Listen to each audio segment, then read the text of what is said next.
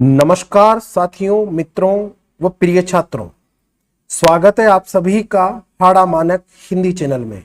मैं चंद्रभान सिंह हाड़ा, हिंदी शिक्षक, school education Rajasthan से।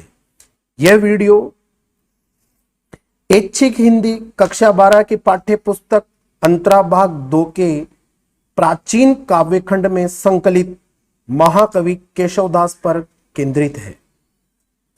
इस विषय पर यह मेरा प्रथम वीडियो है जो कि केशवदास के जीवन परिचय और संबंधित रचना के मूल भाव पर केंद्रित होगा।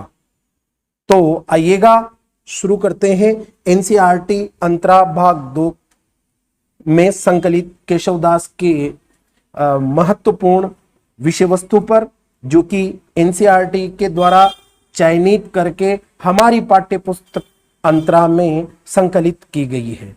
तो देखते हैं हम केशवदास। ये देखिएगा मित्रों, जन्म और मृत्यु संवत महाकवि केशवदास का दिया हुआ है 1555 से 1617। ये इनका समय सीमा इनकी निर्धारित होती है। एनसीईआरटी बताती है केशवदास का जो जन्म है वह ओरछा नगर में हुआ ऐसा माना जाता है।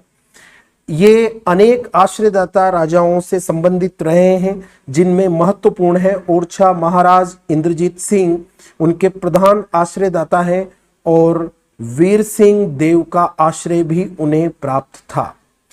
केशवदास की जो रचनाएं है उसमें उनके 3 रूप विशेष रूप से मिलते हैं। एक तो उनका आचार्यत्व, एक उनका महाकवि वाला रूप, और एक है इतिहासकार वाला रूप। इस तरह से इनके जीवन परिचय से संबंधित ये प्रथम जो पैराग्राफ है वो कंप्लीट होता है। वैसे यहीं पर मैं थोड़ी सी बात ऐड करना चाहूंगा कि केशवदास को अगर हिंदी साहित्य के इतिहास की परंपरा में यदि हम देखना चाहें तो ये भक्ति काल एवं रीतिकाल के संधि स्थल के प्रसिद्ध कवि के रूप में जाने जाते हैं। दूसरा पैराग्राफ जो शुरू होता है वो शुरू होता है, ये देखिएगा, आचार्य का आसन ग्रहण करने पर केशवदास को संस्कृत की शास्त्रीय पद्धति को हिंदी में प्रचलित करने की चिंता हुई, जो जीवन के अंत तक बनी रही।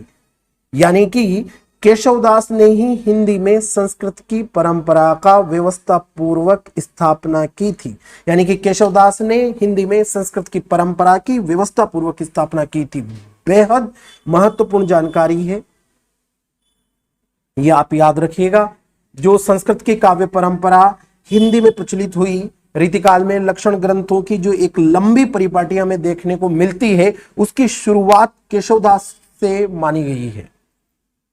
उनके पहले भी रीति ग्रंथ लिखे गए, पर व्यवस्थित और सर्वांग पूर्ण ग्रंथ सबसे पहले केशवदास ने ही प्रस्तुत किए। ये दूसरे पैराग्राफ की महत्वपूर्ण बात है जो हमने देखी है। और अब आइएगा इनके प्रामाणिक रचनाओं पर। इनकी जो प्रसिद्ध रचनाएं रही है वो है रसिक प्रिया, कवि प्रिया, रामचंद्रिका, वीर सिंह देवचरित, विज्ञान गीता और जहांगीर जस चंद्रिका आदि।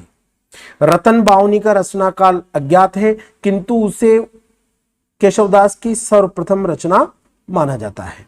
तो इस तरह से ये इनके रचना संकलन के ऊपर बात है। हम चाहें तो देख सकते हैं जो केशव की रामचंद्रिका रचना का जो जिक्र दिया हुआ है, जिसके संकलित अंश हमारी पाठ्य पुस्तक में दिए हुए हैं, इसका रचना काल 1601 ईस्वी के आसपास ठहरता है। फिर केशव की काव्य भाषा पर हम देख लेते हैं। केशव की काव्य भाषा ब्रिज भाषा है। बुंदेल निवासी होने के कारण उनकी रचनाओं में बुंदेली के शब्दों का प्रयोग भी मिलता है। ये महत्वपूर्ण जानकारी है, आप याद रखिएगा।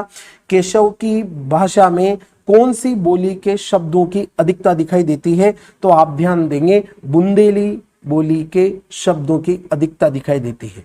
संस्कृत का प्रभाव तो उन पर है ही। इस पुस्तक में उनकी प्रसिद्ध रचना रामचंद्रिका का एक अंश दिया गया है, जिसमें केशवदास ने मां सरस्वती की उदारता और वैभव का गुणगान किया है। दूसरे छंद में एवं सवैये में कवि ने पंचवटी के महात्म्य का सुंदर वर्णन प्रस्तुत किया है और अंतिम छंद में अंगद द्वारा किया गया रामचंद्र जी के गुणों का वर्णन किया गया है। इस तरह से हम संकलित पुस्तक में जो पाठ दिए गए हैं या केशवदास से संबंधित रचनाएं दी गई है, उनका संक्षिप्त परिचय सारगर्भित रूप में एनसीईआरटी ने हमारे समक्ष प्रस्तुत किया। कुछ बातें इसमें मैं ऐड करना चाहूंगा जो कि बच्चों के लिए महत्वपूर्ण साबित होगी। आप ध्यान देना, जो रामचंद्रिका का अंश इस पुस्तक में दिया गया है, रामचंद्रिका के बारे में कुछ महत्वपूर्ण जानकारियां बच्चे ध्यान रखें। पहली, ये एक ऐसी रचना है जिसका विषय भक्ति परक है, किंतु इसकी दृष्टि जो है लेखक की इसमें लिखने की वो रीतिकालीन है। दूसरा, कवि ने इसमें मार्मिक प्रसंगों का ध्यान नहीं रखा है, किंतु ऐसा नहीं है कि इसमें सब कुछ ही नकारात्मक रूप में हम देख सकते हैं। छंद योजना की तीव्रता और संवाद योजना की स्फूर्ति ऐसे तत्व हैं इस रचना के जो इस रचना को इतिहास में अपना महत्व दिलाते हैं। किंतु जो यह काव्य है रामचंद्रिका, यह राम काव्य के अनुशासन को भंग करता है। वैसे हम देखते हैं, आपने देखा होगा इनके बारे में बेहद जो प्रसिद्ध पंक्ति है, आप जैसे आगे पढ़ेंगे बीए में एमए में, तो केशवदास में आपको कुछ दो छंद बेहद महत्वपूर्ण तौर पर पढ़ने को मिलेंगे। पहली है, भाषा बोली न जानही जिनके कुल के दास, भाषा कवि भो मंदमती तेहि कुल केशवदास। एक तो ये छंद है, ये छंद ये बताता है कि केशव में अभिजात्यता का मोह एक बेहतर रूप में था, यानी कि वो अभिजात्यता का जो मोह है उसे नहीं छोड़ सके, इसलिए केशव दास की भाषा में लोक भाषा के प्रति निष्ठा व प्रतिबद्धता के तत्व नहीं दिखाई देते हैं। और एक छंद जो उनके लिए प्रसिद्ध है वो कहा जाता है, यद्यपि सुजाति सुलक्षणी सुबरण सरस समृत भूषण बिनु न बिराजई कविता बनिता मित। यानी कि इस छंद के द्वारा केशवदास पर अलंकार या अलंकृति संप्रदाय के प्रति मोह होने का बोध कराया जाता है। वैसे रामचंद्रिका में संवाद योजना के लिए बेहद महत्वपूर्ण है। हिंदी साहित्य में केशवदास अपनी संवाद योजना के लिए बहुत महत्वपूर्ण रूप में माने जाते हैं। उनकी रामचंद्रिका में संवादों में नाटकीयता के तत्व विशेष रूप से उभर कर आते हैं। उनके संवादों में वक्रोक्तियों का प्रखर स्वरूप दिखाई देता है। लंबे प्रसंग को अत्यंत संक्षिप्त रूप में प्रस्तुत कर देना केशव की संवाद योजना की एक विशिष्ट विशेषता है। और वैसे रामचंद्रिका का जो कथानक है वो संवादों के द्वारा ही विकसित होता है। रामचंद्रिका में जो संवाद है उनमें जो प्रसिद्ध है वो है राम परशुराम संवाद, राम लक्ष्मण संवाद, रावण अंगद संवाद। और हमारी पुस्तक अंतरा में इसमें से रावण अंगद संवाद में से कुछ छंद दिए हुए हैं। शुक्ल, आचार्य रामचंद्र शुक्ल ने भी कहा है कि रामचंद्रिका में केशव को सबसे अधिक सफलता यदि कहीं मिली है तो वो संवादों के रूप में मिली है। वैसे शुक्ल ने केशवदास के बारे में और भी बहुत कुछ कहा है।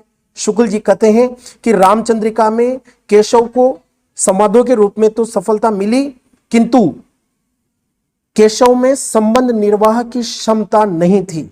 राम की कथा के भीतर जो मार्मिक स्थल है उनकी ओर केशव का ध्यान बहुत कम गया है, बकौल आचार्य रामचंद्र शुक्ल। तो इस तरह से अधिक मैं बात नहीं करूंगा। क्लास 12th के विद्यार्थियों के लिए ये जानकारियां काफी हैं। आप ध्यान देना, केशव भक्ति काल की अंतिम और रीतिकाल की प्रारंभिक सीमा में एक अहम और महत्वपूर्ण स्थान निर्धारित करते हैं। इस तरह से इनका ये जो मेरा प्रथम पार्ट है ये केशव और रचना के परिचय पर केंद्रित है। जो अगला पार्ट होगा वो मूल विषय वस्तु पर केंद्रित होगा कि रामचंद्रिका के जो अंश दिए हुए हैं उनका भाव और उनका सटीक सरलार्थ किस रूप में प्रस्तुत किया जा सकता है, यह मैं आपके समक्ष लेकर आऊंगा। तब तक के लिए इजाजत दें। जय हिंद, जय भारत।